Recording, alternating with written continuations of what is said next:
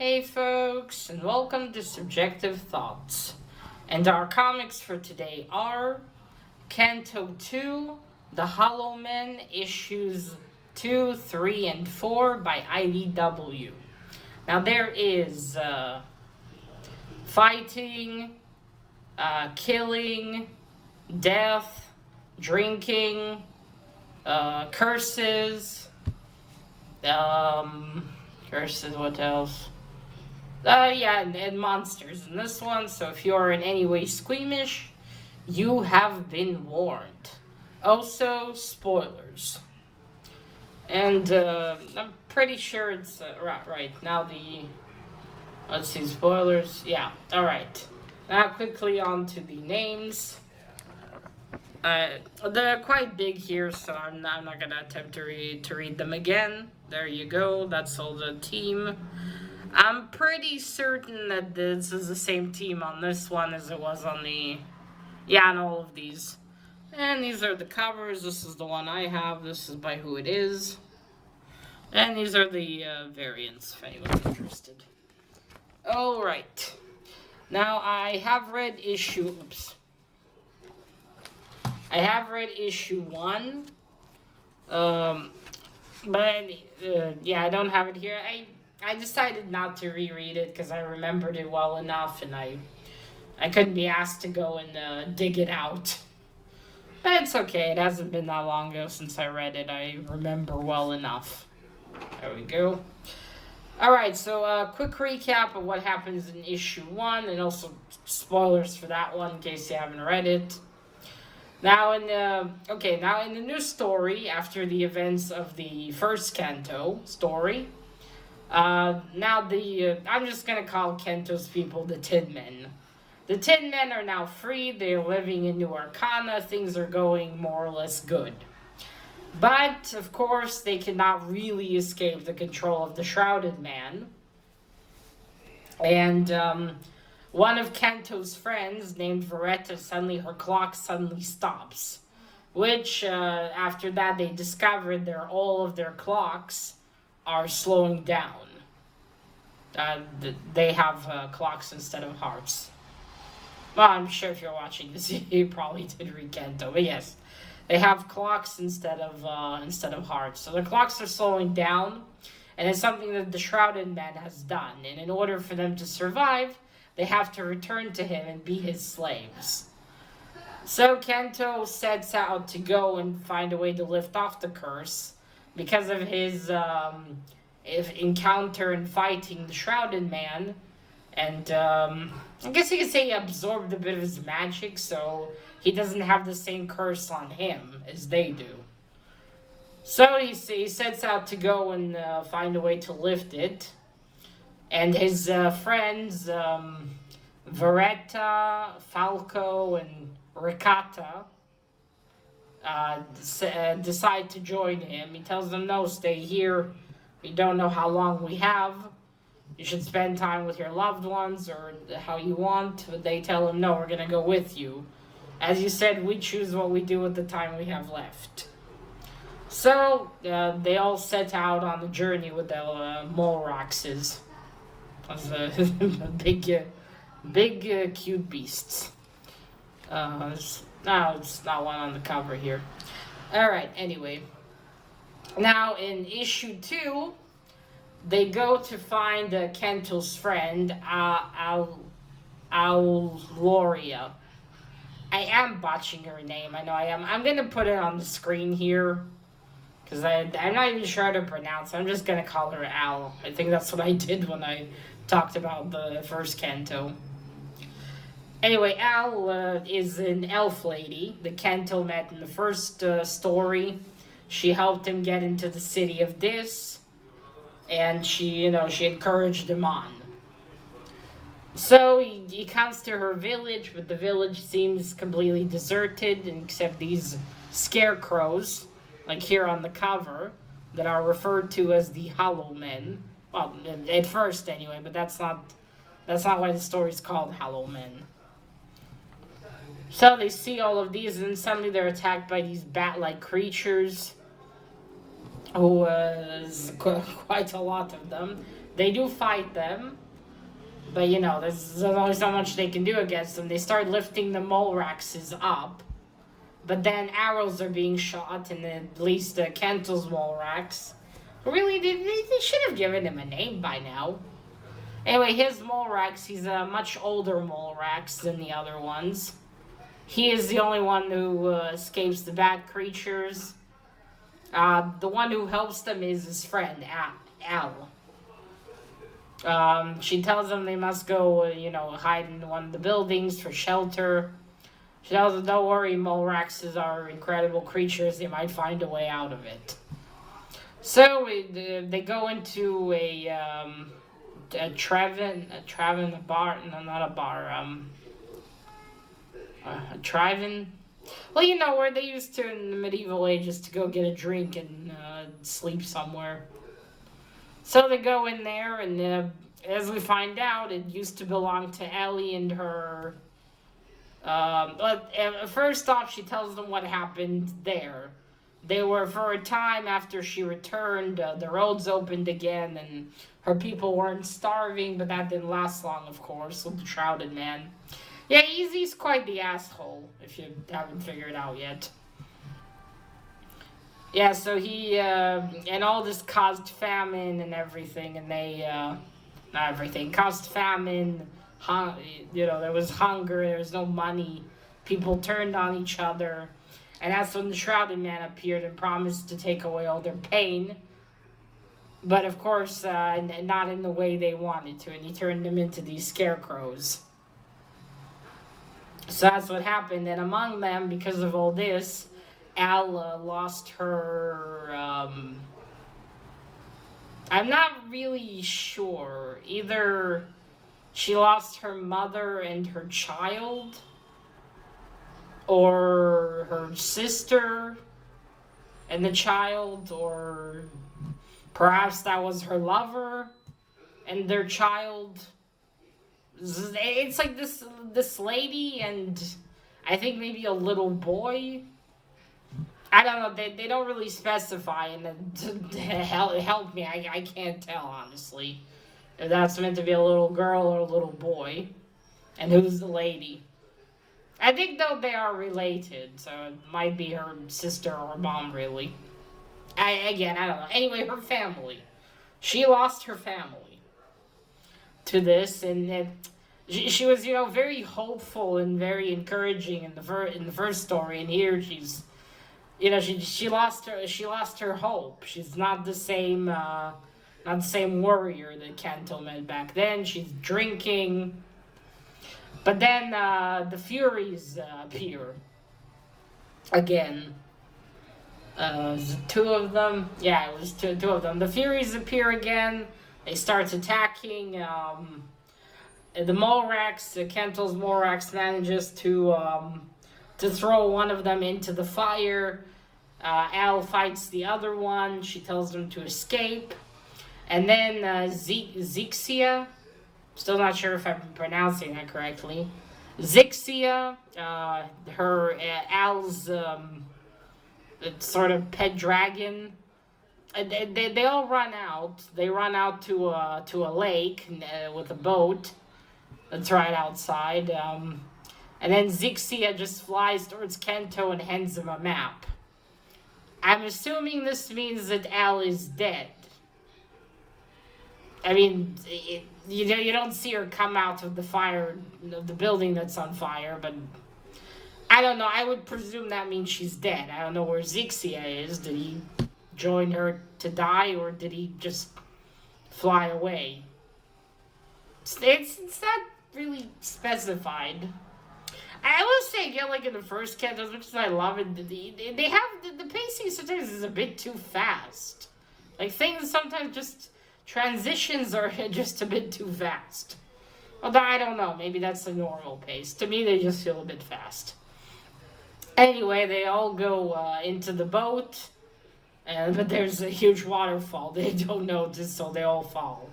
Then the second issue, they manage to get out of the water, but Canto's battery that Elder made him gets damaged, and Canto he's not awake. His clock stopped, so Veretta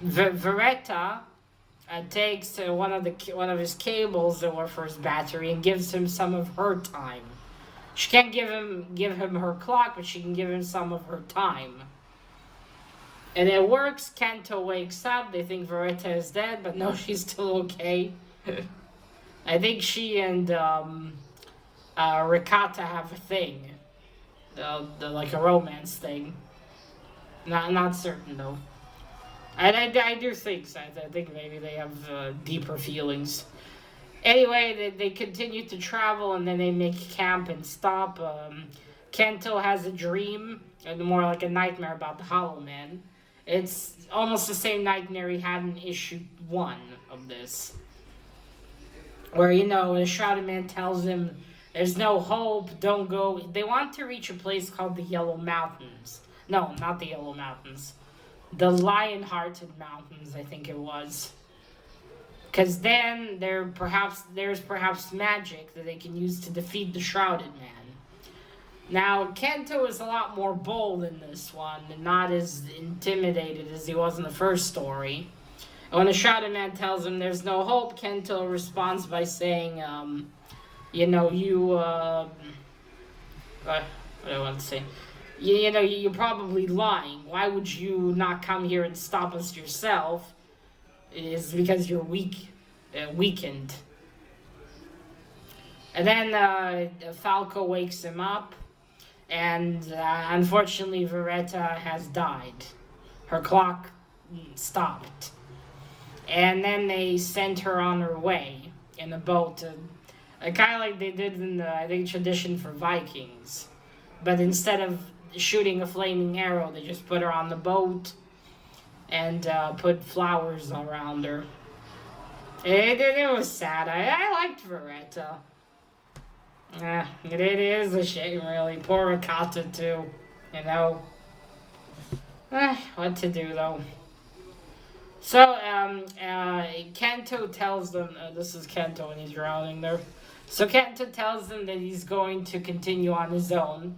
And he tells them to go back with his Molrax to New Arcana. Because, even if and when he manages to lift the curse off, the Shrouded Man's still going to chase them. They're going to need to, not chase them, he's going to send his army. They're going to need to be prepared. So they have to go back and tell the others. So Kanto continues his journey on his own in the 4th issue. He comes across the 2 giants from the city of this. They just passed by while he's behind a rock. They're no longer planted in the ground like they were. Kanto, when he continues on, then he meets the 3rd Fury, the only one who's alive. And now Kanto says that he can hear the Shrouded Man's thoughts. And he knows that apparently the 3 Furies were once very beautiful sisters. I'm not sure what they are. Were they fairies or queens or something? Or maybe just regular women? I don't know.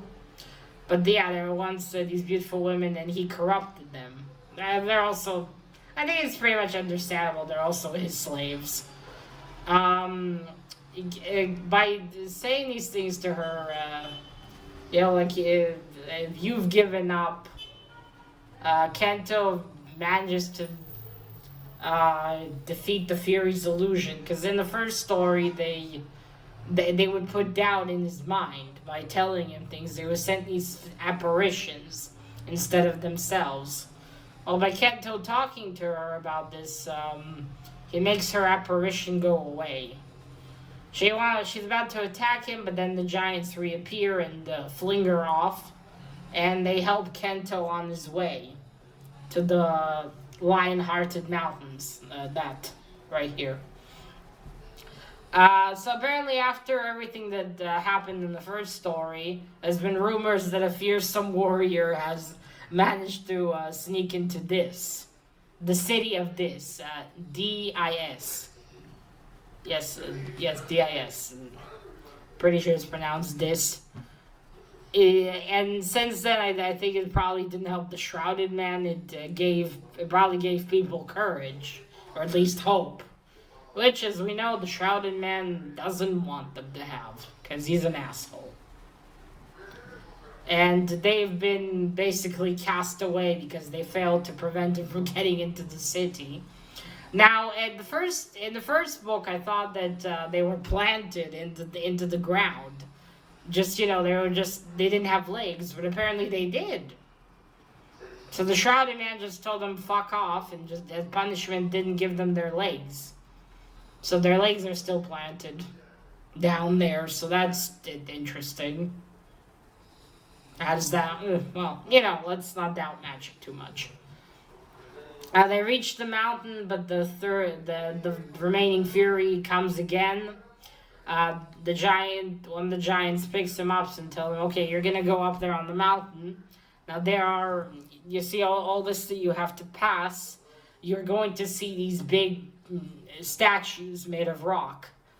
For every, I think, kingdom that the Shrouded Man conquered. So he tells him, whatever you do, do not look back. Under no circumstance, do not look back." They fight the Fury while we understand, and we see Canto running through this, and you can see the statues looking at him. And as he's, I think, passes the last one, you can see them behind him. Quite intimidating, I must say. I think probably what happens is maybe they catch you in a spell or something, and then you can never leave. One of the statue actually looks like Elle quite a lot. So that was unpleasant. Yes, anyway, Kanto reaches this door. He has the apparition of the Shrouded Man again, trying to, telling him, you will fail this quest like you failed the last one. But Kanto continues on, and he manages to run into this door, and it closes, and the Fury bums. What's the word? Can't think of the word. Anyway, she bumps into the door as it closes. But then the Shrouded Man tells her to come back. What does he say? Give me a second. Just can't remember the exact words. Because they confused me a bit. What does he say? What he says to her is, there we go. The plague of hope is spreading. The time has come to set the world free. Now, I don't get what it means. Because he says at first the plague, which you think he wouldn't like. He didn't want people to have hope. But what does he mean it's time to set the world free? Considering the Shrouded Man, it can't be a good thing. Unless... after that, Kanto gets into this place, and we see Agathena. Well, it's not actually her name. Okay, in the first story, Kanto had a beloved. She didn't have a name because they were not allowed to have names. But she gave Kanto his name. She didn't have a name. I decided to name her Agathena because I really wanted her to have a name. There's this butterfly. And granted, it's a male butterfly, but his collars are very much like the fabric she wore on herself. So anyway, he sees Agathena again. He's so happy. But then she starts to disappear, and instead of her appears the princess. Now, the Kanto's people, the Tin Men, they only have one story. About a knight who went to save a princess and climbed the tallest tower on the tallest mountain to the tallest castle.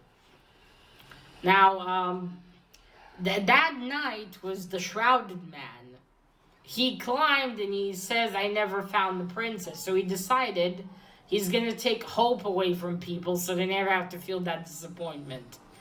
Yeah, his thinking very twisted, as you can see. Still an asshole.